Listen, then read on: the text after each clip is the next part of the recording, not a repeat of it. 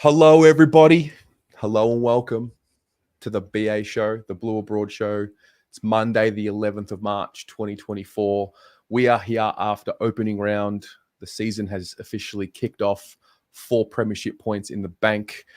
Before we get started, I want to introduce to you, well, kind of introduce. I mean, for those who watch the channel, you'll recognize this guest of ours. His name is Ed. You've seen him on the fan cams, but he's officially making his debut on the Blue Abroad show. Ed, welcome. Terry, thanks very much for having me. Looking forward to getting stuck into it, mate. What a way to start the season. Oh, phenomenal. We were just talking off camera before we started, and yeah, you touched on something just then when you said, like the footy season's coming around, you're sort of into it, and then Friday night smacks you in the face, and then all of a sudden, after a win, you remember that you consume everything that there is to consume. Yeah, I don't think I had it as an official new season resolution, but I thought to myself, ease into this one. Let's stay calm, and got big expectations, but don't want to get too involved in round one. And I was screaming at the TV halfway through the third quarter, thinking, right, this is it. This is how it's going to be all season, and what a ride to start.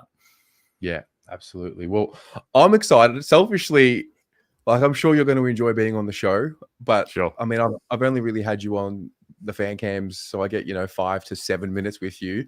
So to have an hour, I'm enjoying. I enjoy listening to you talk football. So this is gonna be fun.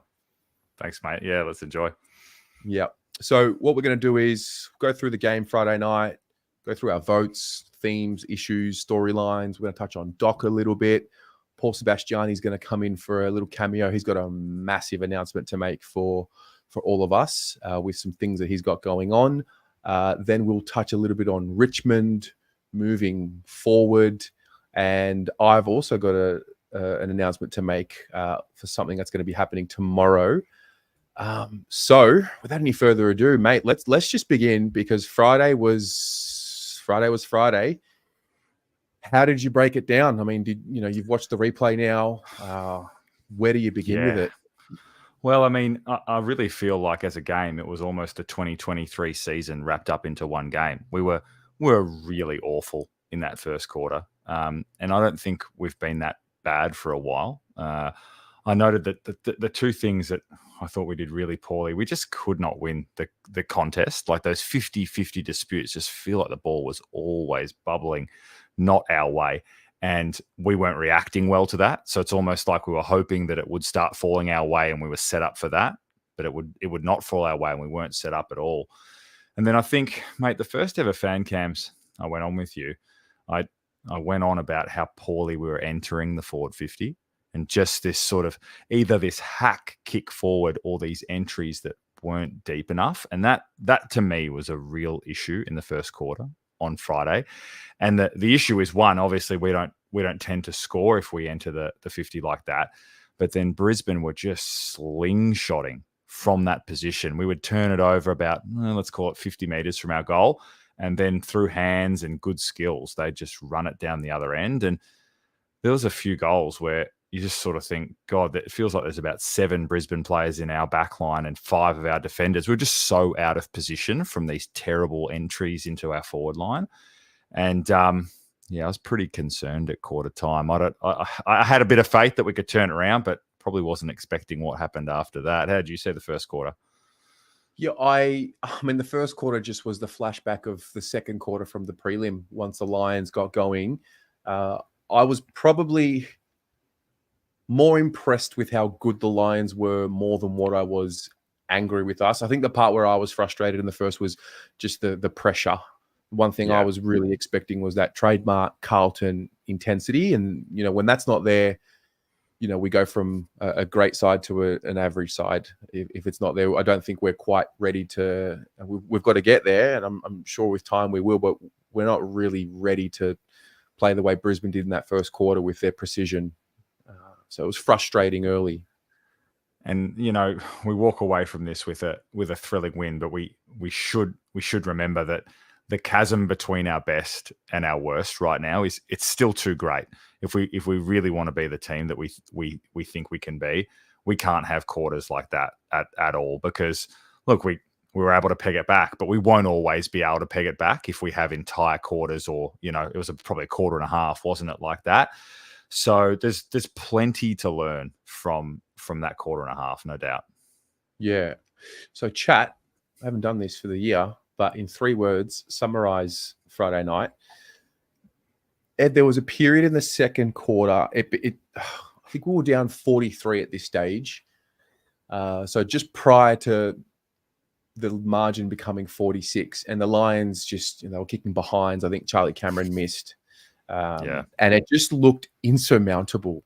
And then before you know it, Charlie's behind the ball. There was a kick in straight to Charlie, kicked it long, and Cunners runs onto it, kicks a goal. And then even watching the replay today again for the 3rd time, it's still a blur, like how quickly we were able to put scoreboard pressure on and chip away and not panic. I thought a few individuals stood out when things were not going well. And I think Lockie Fogarty comes to mind at the very top. Yeah. Where our tackles weren't sticking, his were. And eventually, once we clicked into gear and made the adjustments and we didn't find ourselves getting caught over the top again, we started to show, what our best looks like, which is pretty scary away from home. Yeah, really scary. There'd be opposition teams watching our 3rd quarter and thinking, God, if they turn that on against us, we'll be in real trouble. It's funny you mentioned Fogg, because I feel like over the last few years, just the respect for him amongst perhaps the supporter base has lifted more and more. I remember in an interview last year, Mark Murphy sort of saying that he just absolutely loved playing with Fogg. And now you can see why. His effort is just, it's all the time. His effort is 100%. That little period where they kept kicking behinds and then we went down the other end, and Cunningham, geez, that was a beautiful finish on the run, wasn't it? He just flushed it. I know it sounds silly, but that's the type of thing that I worry happens to us. Like when we're 43 points up, we could ice the game and we keep kicking points, and then someone else goes down the other end and kicks a goal, and you think, oh God, is this the start of something? And that's why it's really important to finish, because, I mean, would you say to kick 3 behinds? I know Charlie Cameron had 2 that you'd expect him to kick. And if he kicks either of those, maybe it's just too much. But instead, we got our tails up and, away we went after that. Is it too early to declare the premiership quarter is back? No, I think I declare that at every game. I say that no matter what. So that's fine. Premiership quarter, 3rd quarter, let's do it. Oh, dear. I think a lot of the rhetoric last year, and even in preseason, it started to rear its head a bit, was around coaching and I think it's a very broad statement to make, but there is commentary that comes through in the chat sometimes, whether it's on the live show or just videos that are pre-recorded about, Vossi's got no plan B. This was the definition of, changing up what we had entered the game with tactically and the way we positioned ourselves. And definitely want to spend some time talking about some of those adjustments that were made. I saw things that I'd never seen as much as what I had. I mean, Kennedy playing a little bit in the ruck when De Koning was off the ground. Obviously, Harry's there. That's something we knew was likely to happen. Charlie behind the ball at times, particularly in the first. Anything else stand out to you? The Charlie behind the ball one I thought was really interesting, and I wonder how much of that was, Charlie, you should go do this, or just a direction, hey, if you feel like you need to get yourself involved, because he's in that leadership position now, go do what you need to do. And I think just to see him with the ball in his hands, it seems like a small thing, but just for the players, they get a lift from that. Positionally, I thought the thing that we did really well was in the middle of the ground. I think we recognized that we had to be a bit tougher, and we had, at one point, I think we had all the Bulls in there. We went with the stoppage kings. There was Cripps, there was Kennedy. I think De Koning was rucking, and I can't remember who the 4th was, but I just think we made a good adjustment to recognizing that we weren't winning the contest. And then those players went in there and adjusted. So it's interesting about the coaching piece, because just as impressive as the 3rd quarter, in my mind, is the 4th quarter, because it would have been typical Carlton to do what we did in the 3rd and then, almost let them do what they did in the 1st again and go and lose by 3 or 4 goals. But we were actually able to take the heat out of the game completely and slow it down, and that was enough for us to hold on to a lead. So I was really pleased that not only did we have the third, but it was followed by the fourth quarter where everything sort of slowed down. It just became basically a tug of war. That to me shows that Voss's coaching is really stepping up. So yeah, I thought tactically we played it well. We just had to react to that first quarter, and eventually we did. Yeah, it's just the most remarkable game. Like, just, you know, and I mean, we're only going to spend another 10, 15 minutes talking about it before we have to move our minds forward. But for all the doubt of what we didn't have pre-game, and then for that doubt to arguably be proven right because we were struggling, and to go, Yep. I mean, fair enough, you're down 2-3 goals, but to be down like 8 goals and then chip away in a really mature way, and not panic, I don't know where it ranks for you in terms of home and away wins. And I almost feel like we've gone from 4 consecutive years saying things every second week like that's one of the worst performances I've ever seen from this club. And we've gone, the last 15 games, we'll call it now, 8 of them we've probably said to ourselves, wow, that's the best I've seen the team look. So slowly but surely, we now start adding these close wins to the group's experience, and it's we're moving forward. Yeah, the fact that it was the first game of the season, definitely right now I feel like I'm viewing it in a different light. But if you just look at it in black and white, we're playing the runners up from last year at a venue that they haven't lost at for more than a year, and we're 8 goals down and we come back and win. I struggle to think of a better home and away win. The Essendon win from 2007 where we came back. I don't really remember if Essendon were much chop, but I can guarantee you they weren't as good as Brisbane are right now. So for me, it's right up there. But importantly, it can't just be a flash in the pan. We've got to back it up this week. So that's what we've got to turn to. Thought the other element to the game was another very heavily scrutinized aspect of the Carlton Football Club, and that's the strength and conditioning. To play in the conditions that we did, and to look like we were so much more fitter than the Lions. They went from precision kicking in the first quarter and a half, and then in the fourth quarter, we had them bombing the ball in panic. I hadn't seen the Lions get to that point and panic before. We look really fit. And that's so important. Geez, didn't the conditions just look dreadful to play footy in? Like at one point, I think when Cripper was lining up for that goal in the last quarter, I said to my mate who I was watching this, like, it looks like he's been swimming. It was so humid, and that actually makes skills, especially marking, really difficult. But in general, I just thought we ran out the game so well, and you could tell that we were running on top of the ground at the end, and they were just sort of hoping with these big bombs. So yeah, that was a big part of what happened. Yeah. All right, let's turn our attention to some votes. We'll do a 3, a 2, and a 1. I'll let you kick things off, and then in the meantime, chat. Send in your votes: 3 votes, 2 votes, 1 vote, or 1 vote, 2 votes, 3 votes, depending on how you want to do it. Terry, am I allowed to give slightly different votes to where I've given before, or is that a big no-no? Do you have to be consistent across all platforms? You can do whatever you like. Okay. I gave 1 to George Hewitt. I just thought he was really good contributor all game. I like his toughness. I thought he did the job that needed to be done on Lachie Neale, although Neale was still good. And I feel like he's playing to his strengths now. I feel like he used to turn the ball over a lot because he potentially tried to take kicks he shouldn't.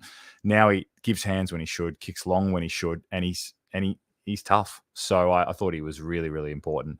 I gave 2 votes to Charlie. I just feel what he did. We don't win the game without him, but it's to see him basically lift up the team off the canvas and say, "Hey, follow me." Really impressive because he's now in the leadership group. And I gave 3 votes. I don't think this will be a particular popular 3 votes.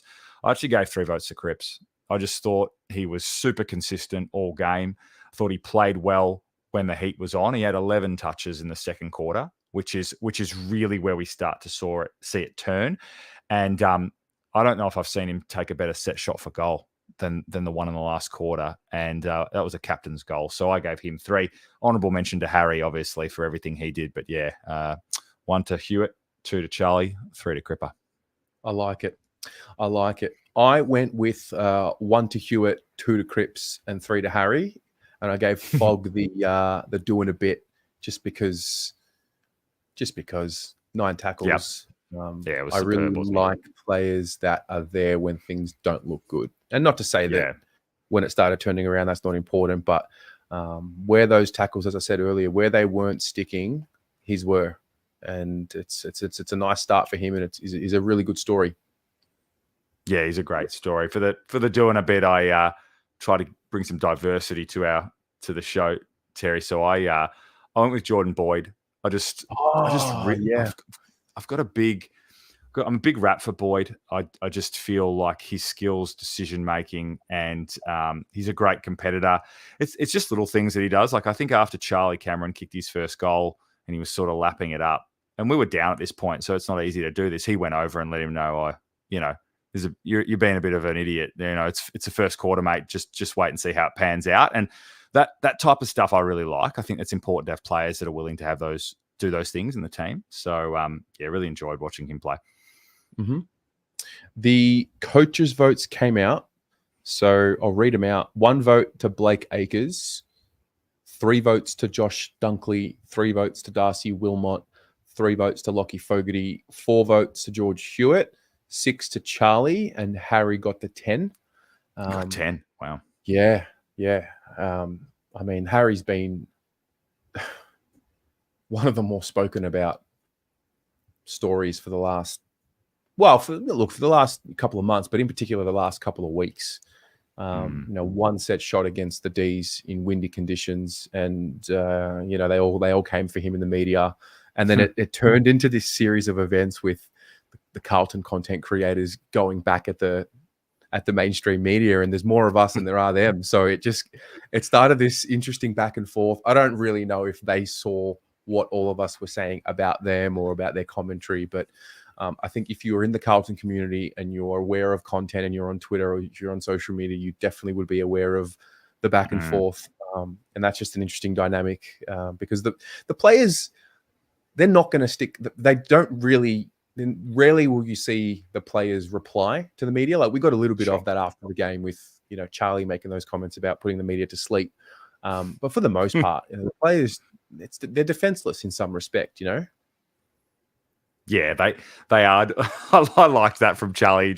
He didn't even. It wasn't even part of the conversation. He just thought he'd pop it in there as a side note. But it's great to see them sticking up for Harry. Like they're obviously aware of it, and they can say they don't hear things as much as they want, but they're aware of it and they're wrapping their arms around him. Just something about Harry's game that I really liked. He seemed to sense when it was appropriate to get up the field. He was obviously close enough to home given that he scored, but he was up on the wing presenting when he needed to be, and that was a lovely kick to Cripps for that first goal of the last quarter. If he's not having a great game, or perhaps he hasn't had a great set shot, that's what he should do. Come up the field, get your hands on it, even if it's just an uncontested mark, because he's such a beautiful field kick as well. I think that's really important that he floats up when he feels he needs to. Yeah, there were 2 kicks inside 50, which I thought, I don't see this often. One of them was Harry's kick to Cripps, and the other one was Chera's kick to Kennedy for Kennedy's goal on his left. Ball. Yeah. Geez, I thought Chera was pretty serviceable all night as well. And that kick there had to be absolutely perfect. And I think that was the beginning of me screaming at the TV, by the way, because Kennedy kept looking like he wanted to palm it off. And I thought, what are you doing? Go back and curl this round exactly like he did. But that was that's the type of forward entry that we didn't have in the first half at all. We were kicking that straight to a Brisbane player. And Chera's just class, isn't he, on the left? It didn't go much higher than head height. Yeah, to be honest, I didn't appreciate Chez's game until I watched the replay, and we did the ratings last night. Didn't realize that he had led the team in pressure acts. I think it was 30. And just his two-way running. And I guess that's the hard part about watching games from the TV or from a screen, as opposed to, being at the ground. I think a guy like Akers is a classic example. Like you really don't appreciate what he does until you're there and you're watching him behind the play, Wasn't that highlight that the club put up of that, him taking that saving mark and then doing the spoil, which eventually led to the goal we're talking about. Like, he is, I know we're going to talk about it later, but in terms of how do we fill this leadership that Doc's going to leave, I feel like Akers, we can really identify him as a leader now. Last year, first year at the club, but now I really feel like he's a leader amongst the group. Mm-hmm. I think we'll do it now. Let's talk about Sam Doherty and just for it to just end like that, like his season, just like that. Yeah, I'm no physio, but it's got to be one of the more innocuous ACLs I've ever seen. I mean, he went back on the ground, for God's sake. So, even he obviously had no idea, and neither did the medical staff. I was a little bit shocked that it was an ACL. That didn't even enter my head. I thought it's probably a meniscus, just because of the past. It was a tough one to stomach on Saturday with it. Yeah, I mean, the way he grabbed the back of his knee / top of his calf gave me hope. Also, I drafted him in my fantasy team, my draft fantasy team, which means nothing in the context of what actually happened. Yes, but there's no logic to that whatsoever. But you look for that type of stuff when someone like Doc goes down. So when he comes back on, and he made a play on the ball late in the second, put his body on the line and just sort of punched the ball forward. And again, I watched the replay just now earlier today, and I'm like, mate, who knows if he had already torn his ACL at that point? I don't know what. I don't know. I mean, maybe we'll get a little bit more clarity as to what had happened with the initial incident, and maybe he had just done it then and he knew, and he just said, fuck it, I'll just go finish off as much as I can. Yeah, I mean, it's funny. That discussion hasn't entered my head in terms of did sending him back out there aggravate the injury, but not the way he was moving. ACL, normally lateral movement is the problem, and he seemed to be approaching the ball fine. So in the press conference today, I think Voss just said he's taking a few days actually. So perhaps we'll learn a bit more about the actual incident itself over the next few days or weeks. Yeah. Who did you notice? I mean, ultimately there were a couple that filled the Doc minutes, but who do you think of when you consider what we do now moving forward from a solution standpoint to his role? Yeah, it's a difficult one to fill with just one person, because he is such a utility. Like, he effectively can play in the middle behind the ball, and he can drift forward and actually showed even in the finals last year how well he can hit the scoreboard. So I don't think we should be looking for this person now is our Sam Doherty. I think we have to ask for contributions across the board. I'm actually pretty satisfied with our mid and small backs. I think we've got a really good crew there now when you think of Boyd, Sard, Newman, Williams. And I don't necessarily think that's the area that we should be concerned about. And even the mids, I know he was a bit quiet on Friday, but I'd really be looking for Ollie Hollands to stand up and really cement himself in that wing position. It's probably that attacking wing aspect that I am a little bit unsure who takes that on now. I mean, I talked about him before. I think Akers does that really, really well. The wild card for me is Elijah Hollands. Exactly where do we play him, and does he have the right temperament to take on a role like Doc? That's the second part to this conversation. How do we replace his leadership? And ultimately, I don't think you replace a leader or a person like Sam Doherty. You just accept that that's a unique character, and we've got a really good group of leaders now, and hopefully, and no, I don't say hopefully, I know that he will still contribute to the team's success off the field. I think Voss said it again today. He'll probably start annoying me pretty soon with his, with coaching and things like that. So I think he'll still contribute. But yeah, to summarize, I really feel like we're going to have to see a number of players step up in different parts of the ground. It's the harsh reality of footy, and it's not that we'll forget Sam Doherty or that we'll forget, a guy like Jack Silvani who's out for the year. But as harsh as it sounds, you can't dwell on it for too long, because Richmond, if you're dwelling on it for too long, Richmond get you. You kind of, you're in this war of attrition. You lose a soldier, and you just got to keep moving forward. And for every misfortune that happens, there is an opportunity that'll develop for someone else. I mean, in our case, we saw a bit of Jack Carroll, which for me, I was pleasantly surprised. And the reason why I say that is because, we've heard a lot about his potential and working with Cripper for a number of preseasons, and didn't see as much of him in the preseason as what I thought, which would suggest to me that, he must be on the cusp. But again, it just reminds you that you don't take too much out of preseason. So for him to come on at the stage of the game as to where it was at, at that point, we'd kicked the last 2 goals of the second quarter. So a little bit of momentum, but still hostile environment away from home. And to, have the poise that he did and the power through his legs that he did and the composure that he did, it's just a tick for us. Yeah, it's probably not one that I necessarily thought would be in the mix, but given the way he played, it certainly. I was impressed the way he cracked in physically and just sort of sense that we just needed to get the ball going forward. And when he got that ball about 30 meters out, I had enough time to process in my head, I wonder if this kid can keep his cool and finish here, and he did. And I was like, rightio, we found one here. That was a really important moment for him and for us.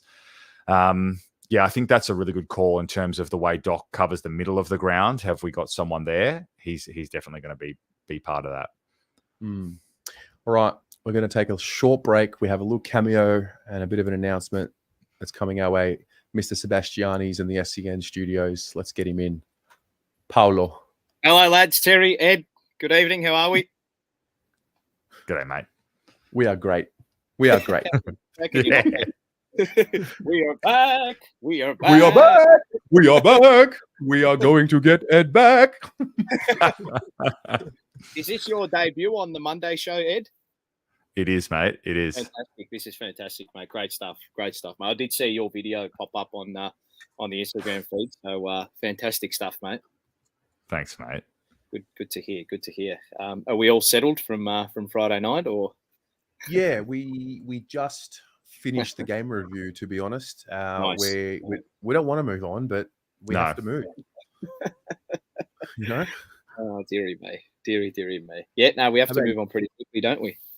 Yeah. What about you? How do you summarize it from Friday night? I mean, you were there, and also a happy birthday as well, I should say. Thank you very much. Yeah, it's not about me, mate, but it was about me on the weekend. So, no, mate, that was the best home and away experience I've had at the footy. Honestly, probably ever. Just the way it was set up and the comeback and the scenario of the game, backs against the wall, and it's just incredible. My boy Jackie Carroll stepping up big time in the second half and putting in a big performance. So, for those who actually go to training and watch and analyse it, I don't think it came as a surprise because his preseason has been top nick and of a player who is probably going to go to the next level. I don't want to put too much pressure on him, but he looks like he's come of age, a young man, which is fantastic. So, thank you to everyone in the chat with the well wishes. Can we get a happy birthday, Paolo, in the chat? Can we get that spammed in the chat if possible? The scenes after the game, and you saw on the fan cams as we were waiting for the team to come out, was just incredible. Just incredible. There's nothing better. It almost felt, those, and I don't want to compare it to the Premier League because nothing like it, but there's nothing better than a big away win on the road with your backs against the wall. There's nothing better. Nothing better. So it's good to see Big Harry up and about as well. God, he's a gun, mate. He's so good. He's so good. So good. So 14.2 kilometers he ran on Friday night. He's a gun, mate. He's a very, very good footballer. And people who were dissing him and doubting him, saying he's no good, you just got no idea about footy, unfortunately. So me saying he's no good. Tongue in cheek, though, from the great man. Big week coming up for all of us. Oh, Paul. Oof. Paul, we have a connection issue. You got me. We're back. Hang on. No. Here we go. We got you. Yeah, that's better. All right, I'll quickly get the announcement out the way. An Untitled Blues podcast here at SEN, our new little podcast that Nick Negroponis and I are doing. We have a very, very special guest. It has officially been confirmed. He's going to be in studio with us to do our podcast to review the Brisbane win and potentially preview what's to come against Richmond and have a general chit chat about what's going on. the Carlton president, Luke Sayers, is coming in to have a chat with Nick and I, which is fantastic. So a bit of hustling going on. We've built up a bit of a rep over the last year and a half or so with SEN, and here on Blue Broad as well. We've built our stature, and it's been good enough to get the president into the SEN studios, which is fantastic. So there'll be a little bit of an announcement on Twitter. We've got a video, and the podcast will be out tomorrow evening. So if you've got any questions, send them through. The best question from the audience is going to be asked to the Prez. So get on it. Wow. Yeah, awesome, mate. He comes in for 3 minutes, he drops bombs, he goes away, and that's it. That's what I'm going to do. So I'm going to head back off now. We've got to get back on air. Mitch sends his regards, and away we go. Ed, away we go. Go well tonight. Final half Thanks, hour. Mate. Absolutely smash it. Terry, love you. Love everybody. Go Blues. See you at the G on Thursday. Ciao, mate. That was in and out, wasn't it? In and out. Just drop the bomb in the ocean and just out he goes. Big day for the club and sponsorship as well. Hey, Great Southern Bank staying on. Yes. So that's important. Yeah, we said it in the preseason, but that stability piece, it's a foreign concept to me. I'm not going to lie. Haven't really experienced it like this before. No, neither have I. But in terms of just looking at the great dynasties and great clubs, they've always had that. You know, you look back at the teams we'd like to emulate, like the Richmond dynasty and things like that, the Hawthorn dynasty. They had that type of off-field stability. So we have to strive for it as well. Mm-hmm. Wow. Sayaf has gifted 10 Blue Abroad memberships to the chat. Firstly, Sayaf, thank you very much. Secondly, I don't know exactly how they get appointed, but I'm going to guess it's just the first 10 names in the chat. I don't know how it works, but if you're on YouTube and your name now appears in green, you are now a member of the channel, and you should give Sayaf a massive thank you for that. So there you go. Very good stuff. Very good stuff. I also wanted to give another shout out. I didn't put it in the run sheet, but the Blues Brothers, not the almost Blues Brothers, but the Blues Brothers with the T-shirts. Wow. Yeah. Where did that come from? In the first half, I was like, God, we look like idiots. We're getting done by 6 goals and we're dressed up like the Blues Brothers. And then in the second half, I was like, this is the greatest idea of all time. They look great. So it was awesome. But weren't they just making some serious noise? And they make those away venues feel like home. Our crowds. So it was awesome. I was at the Gold Coast game late 2023, and I saw them there from afar. I feel like they've grown by 30% just from the eye test. Absolutely. That is, I don't know exactly who's organized that. I know it's part of the Queensland supporter group. Whoever started it and continued on with it, because it's easy to start something, but to continue to see it through is hard. And to get the buy-in from the masses for something that hasn't really been promoted by the club per se or in the mainstream, a phenomenal effort. And can someone correct me on this? Was there an article posted in some Queensland publication online making fun of them at halftime, thinking that Carlton had lost the game? Is that what happened? Do you know, Ed? No, I don't, but that sounds about right. And it only adds to the joy of rewatching that game if something like that was posted. I saw it briefly, like a screenshot, and it had said something to the effect. I mean, someone in the chat can correct. Someone's saying, got Mike saying, yes, there was. I'd love to get my hands on that. Oh, you know what? It's Carlton supporters QLD article. Maybe it's here. Oh, okay. Carlton Blues AFL fans roasted over hilarious outfit fail. Really? What's the time on it? What's the time on it being shared? Yeah, let me share my screen. 8:40 p.m. This is perfect for Media Watch. So let's have a look. Let's name and shame him, shall we? Mr. James Dampney, I'm sure you've worked very hard to get to where you're at. Congratulations on where you are with your career. Outfit choice of Carlton fans roasted in AFL clash with Brisbane. What seemed like a fun idea at the Gabba blew up in the faces of a huge section of Carlton fans before they had the last laugh. Indeed, they did, my friend. Indeed. Yeah, this is them.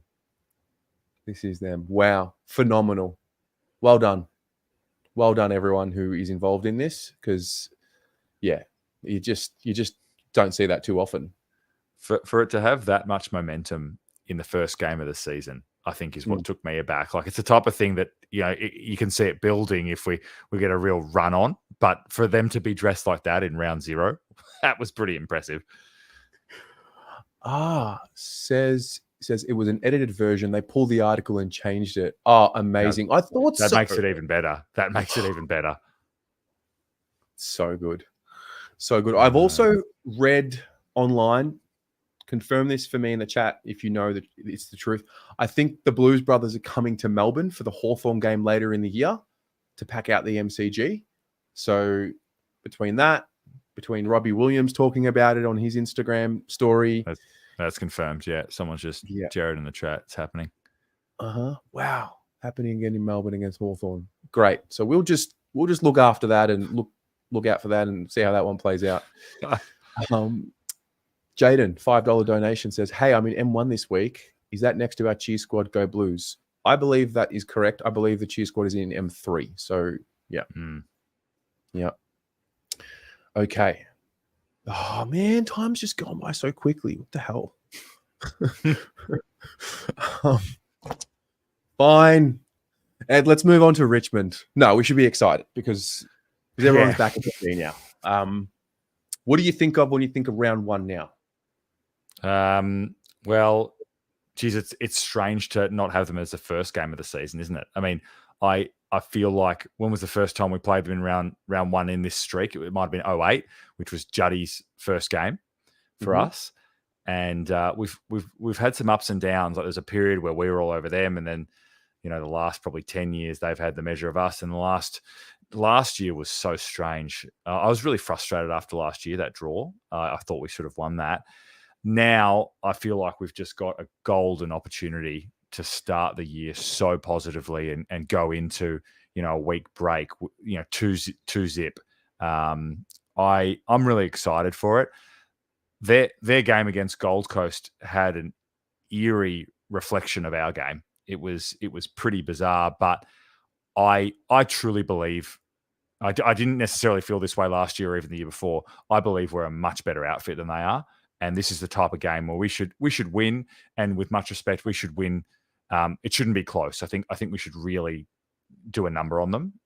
So I'm excited to see if we've got that in us, if we can be really clinical about it. Yeah.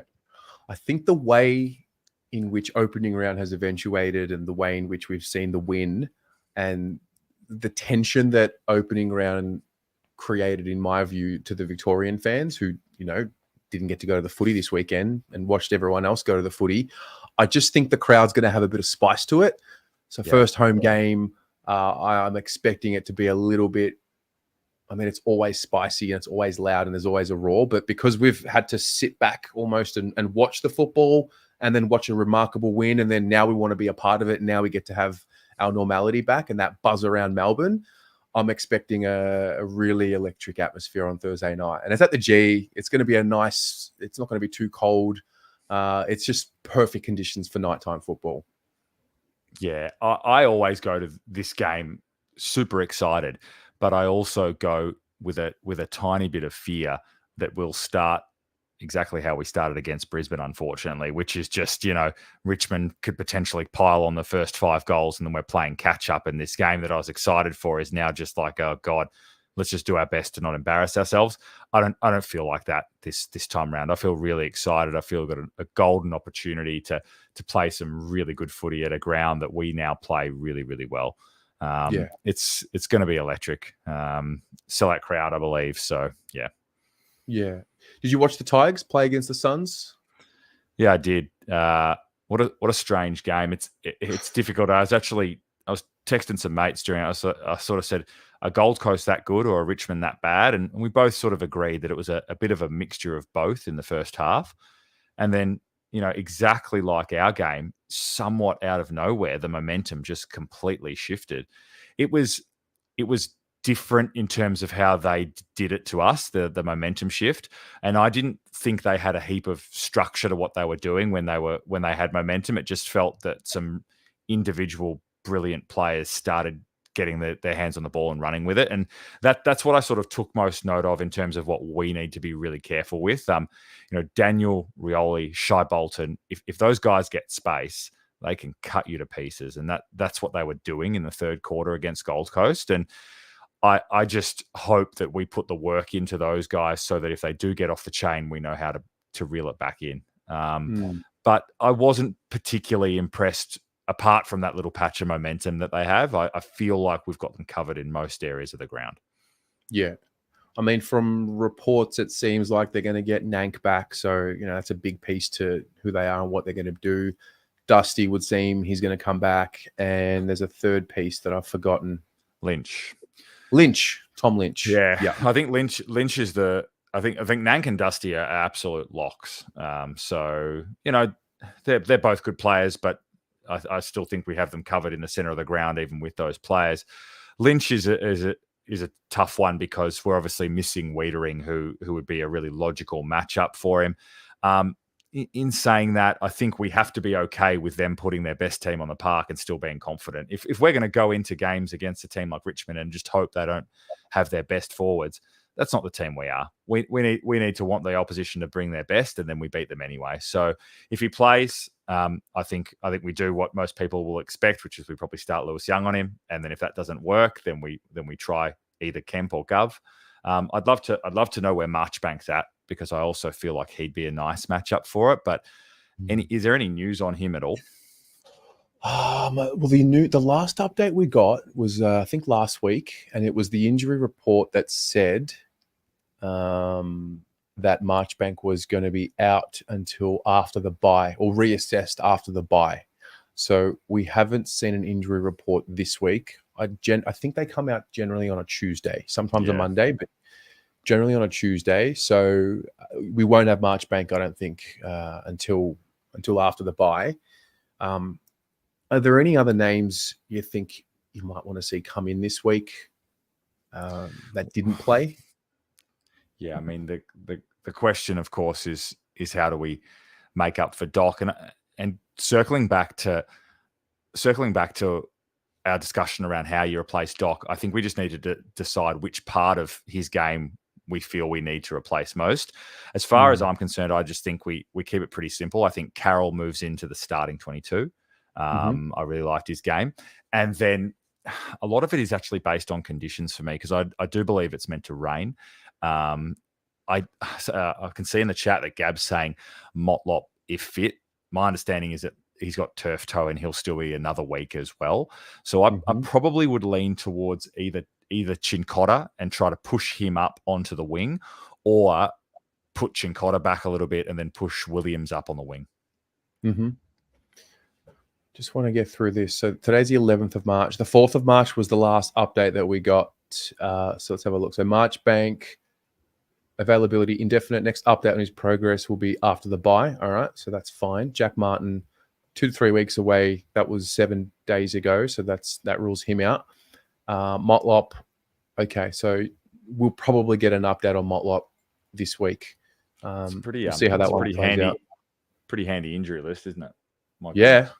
I mean, while she's there, we'll get something after the bye, and Wiedering as well. I don't know where Ashton Moyer is at, but I'd love to see young Ashton get a gig. That'd be exciting. Yeah. Would you make any other changes apart from obviously the one that's forced with Doc? Yeah, so I think I'm with you in, Jack Carroll, elevate him. I think I would like to see Ashton play. I think I would. So who's he coming in for? Well, Doc's coming out, right? Okay, so sure. Yep. So Carroll's, Now the question is, do you play someone like Ashton Moyer as the sub, or do you not do that because it's his first game? I don't know the answer. I don't know the answer to the question, and I don't know who's available. It's really tricky to get a player to debut as the sub, because their experience as the sub is could be really unique. They might come on in the last quarter when the game's shot, or they might come in the last quarter because we need the run, or they might be asked to come on 3 minutes into the game because someone pulls a hamstring. So it's really difficult to know what role you want them to play, and I just wonder if that's appropriate for a debutant. So maybe if he comes in, he starts. Is there anyone? Pretty even team performance, and it's pretty difficult after just one game to say, hey, I reckon you should go back to the twos. But is there anyone that you think comes out? I think Always will be better for the run. He looked like a guy that didn't have any practice matches under his belt. I agree with that, yeah. I'm not really in the camp of drop him after one game, particularly after a good win like that. And I think his role is important. This is an interesting question, because, I mean, at some point we're going to see TDK and Pito in the same team. I don't think it's going to be every week, but is this a week to do it where Nank's playing, don't know if Naismith's going to play as well? Where do you sit on the ruck debate? This is one I change my mind on really often. I feel like the plan last year when Pito and TDK played together was really clear. Pito wears them down with his physicality, and then TDK jumps all over them with his athleticism, and it's a nice 1-2 punch. And Pito, especially in that elimination final, the semi against Melbourne, did a brilliant job of that against Gawn. Just with how De Koning's looking, he's looking more physical, he's looking bigger, he's looking more ferocious. I'm leaning towards giving him the sole ruck duties, and when necessary, you play Pito as a second ruck. And I don't know when that will be, but there is an argument that a team like Richmond with Nank is one of those times. But I actually really liked how he did it on Friday with De Koning taking it, and Harry pinch hitting, and Cripps pinch hitting, and Kennedy pinch hitting. I thought that was quite good. Kennedy reminded me, it was shades of Sean Grigg in the ruck for Richmond, obviously. When I used to play in the ruck, and someone like Kennedy would be standing across from you, who's clearly not that tall, you'd think, great, this bloke's in here just to hurt me. Like, he's just here to run into me. And that's exactly what Kennedy did. And I actually really like that. So as long as he doesn't get hurt himself, sure, put him in there, see what he can do. Yeah. The sensitivity around Harry going in the ruck was there from the fan base. I know for me in particular for a while. Then I had a look. I mean, Cadman played ruck minutes, centre bounce minutes for the GWS Giants. And then now that I've seen it a couple of times, it's almost like, oh my God, why haven't we considered this earlier? I mean, he's got all the attributes. He's very fast. He's actually got beautiful foot skills. He's a good mark. He reads it well. There's no. I think the main argument against doing it is that you prefer him up the field clunking it when we kick it forward, and you don't want to exhaust him if that's what we need him for later on in the game. But can he play the position? Absolutely, he can. I think the ruck, the idea that players can get hurt in the ruck now, I know I just talked about Kennedy, being physical, but it's not what it once was. You watch it from the 2000s before they had the circle. Blokes would run from 40 meters away for the ruck contest and just knee each other. It really isn't that anymore. So I think it's all right for Harry to go in there and for us to feel like he can take care of himself. I quite liked it. Mm-hmm. I'm just looking at it now. Thursday, there will be a 40% chance of precipitation at 11 a.m. That dips to 10% at 2 p.m. 2 p.m. And it dips to 5% at 5 p.m. By 8 p.m., 0%. So hopefully we get a bit of a drizzle early in the morning, and then we should be right to go. So that's that. Yeah, I have a little exclusive video here. I just remembered. It is so Ashton Moyer. He was on the Rezzies podcast last week. The boys got in touch with me and asked me if I wanted to ask Ashton a question. So no one's seen this video. I'm going to post it on Instagram later in the week potentially. But have a look at this. All right, I've got one more question, and it's from our good friends at Blue Abroad. Oh, yes. Lovely podcast. What's been your biggest life lesson to date? Biggest life lesson? Deep. Wow, that's a great question. Life lesson. Does it have to be... I guess Could It's be still anything. footy related, I Could be guess. anything related. Probably just listening to my body. That's probably been the main thing. I know that took a big hit on my draft year. Not listening to my body, trying to play through injuries, and obviously that really derailed my my draft stocks. And just being able to listen to my body and listen to doctors and little stuff like that was, probably a big thing. Yeah, nice. I like it. My body always tells me to give up, so I just do that anyway. It's not often you hear AFL players saying that, because you hear about like Dale Morris playing a grand final with a broken rib, players on like several different types of medications just to get up for a game. Like, jabbing the hamstring, jabbing the calf. Yeah. It's not often you hear like a player just saying, fucking just need to listen to... I'm just cooked. Yeah. Boys, if you're sore, it's okay to be sore. Don't be ashamed of it. Especially because it was early. It was pretty early in the year, and they had that whole year to get through. Like, it wasn't like if it was for a grand final, different story. It's a very different story. I'd like jab everywhere I needed to get when up for you're that playing round game. 3 against Norwood, and he's like, come on, man. No. Get have a week off, boys. Yeah, exactly. It's There you go. it's not the response you'd expect, is it, from a young player? It's probably the response you'd expect from someone who's played 250 games. By the way, I like it. It probably speaks to a player that understands how important it is to be prepared. And if he puts his hand up, he'll be ready, because he won't do it if he's not. Yeah.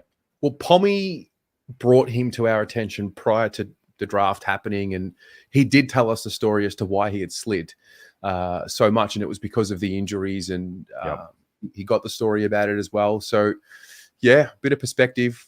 Tell you what, hit him with the deep one. 18 years old, mate. Tell me about your life. Wow. I mean, personalities and characters like that in the team, that's the type of young players that we want in the team. I get the sense, and not because he's been asked that question, but you get the sense that Ollie Hollands is a lot older than his years, wiser than his years as well. So if they're the young players we've got, then that's great. Okay. Now, Ed, can you tell us a little bit about Ed Bleeds Blue? This is I'm not great at shameless self-promotion, mate, but look, I've started my own sort of channel where I'll do just a review of each game and a preview of each game. And look, mate, I just love talking footy and love being connected to the Carlton supporter base. There we are. As you can see, the content's not absolutely flying right now, but it is only the start of the season. But what I did notice is when we weren't a very good team, something that I really struggled with was not necessarily that we weren't playing that well, although that wasn't that nice, but I really struggled to connect to the Carlton people. We didn't have these platforms where we could all get on and talk about how we were feeling. And then, since I've been involved in Blue Abroad and watching other content creators in this space, it's hit me that a huge part of being a Carlton person is being connected to this incredible community that we have at Carlton. And it is special. It is very unique. So my way of sort of giving back and contributing to that is just with my own sort of thoughts on it. And I'm really fortunate. I live really close to the Carlton Footy Club. I live in the north side of town, and there's something special about being a Carlton person. You on Friday, for example, I just strolled down to the supermarket to get something to drink before the game. I walked by multiple people in Carlton shirts and sort of, g'day, how you going? Should be a good one tonight. Like, there's just that sense of community, and I just think that's really special. And like I said, want to give back to it as best I can. So if anyone wants to jump on and just give me their thoughts, I'll very much appreciate it.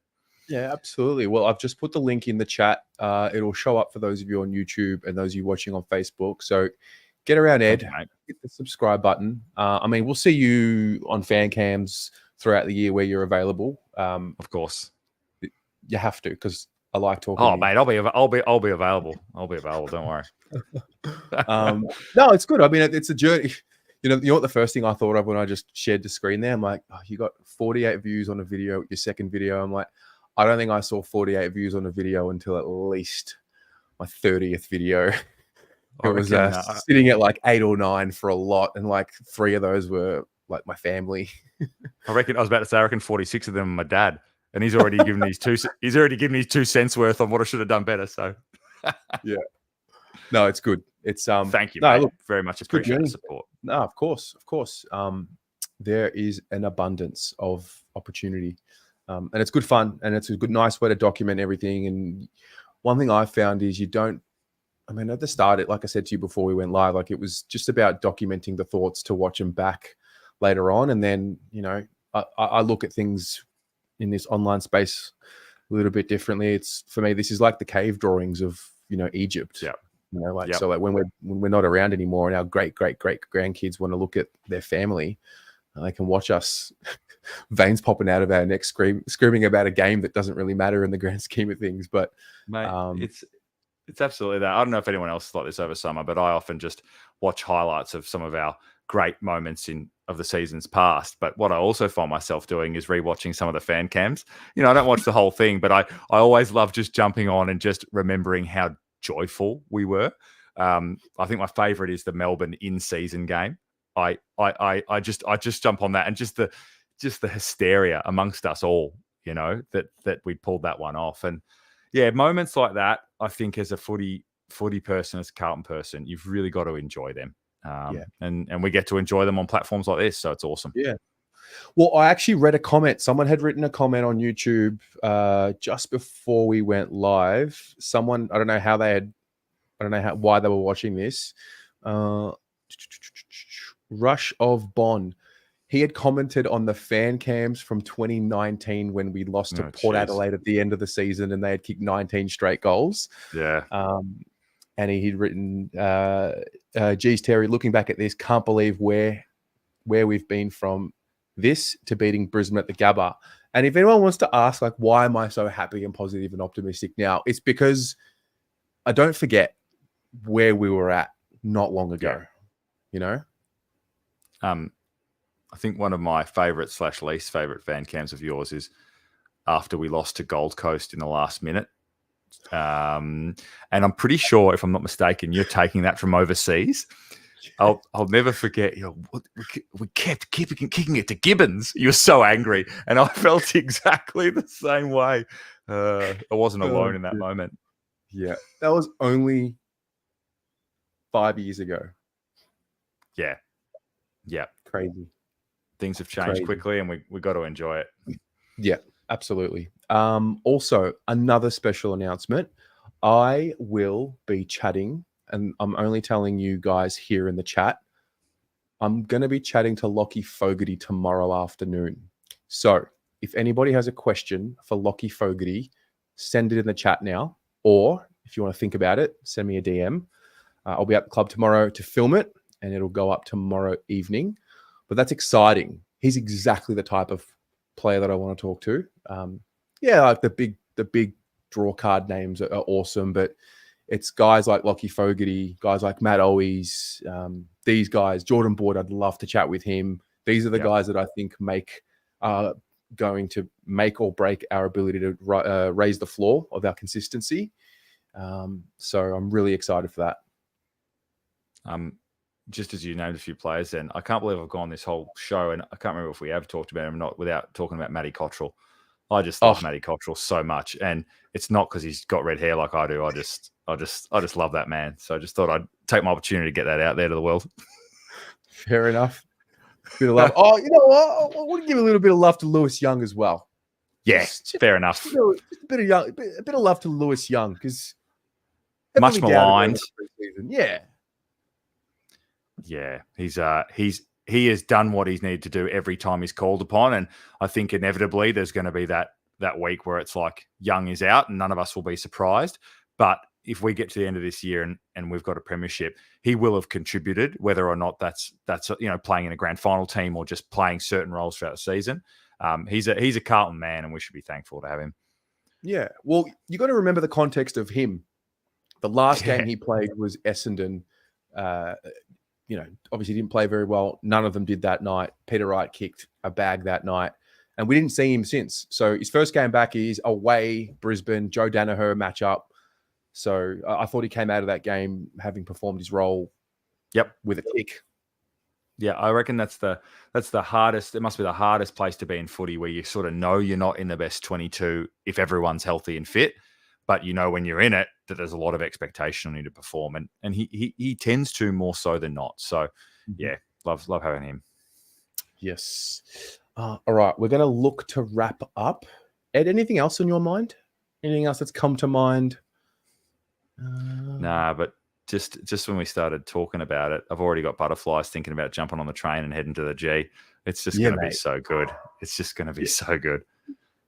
Yeah. What's your game day routine for like an MCG game? Like, what do? You go early? Like, what happens? Yeah, it's normally train in on the from Northcote Station, and then meet Dad at 5 o'clock as early as possible, and literally try to solve all the world's problems for 2 hours, and then sit down and watch the footy. So I'm early in the members' bay for sure. I love it. I love sitting down an hour before a game and just smelling the air. It's weird. I just love it. Yeah, it's the sunshine. If we get it on Thursday, there's nothing better than those early rounds where it's still sort of t-shirt weather heading to the G for the evening games. So I hope we get that. Absolutely.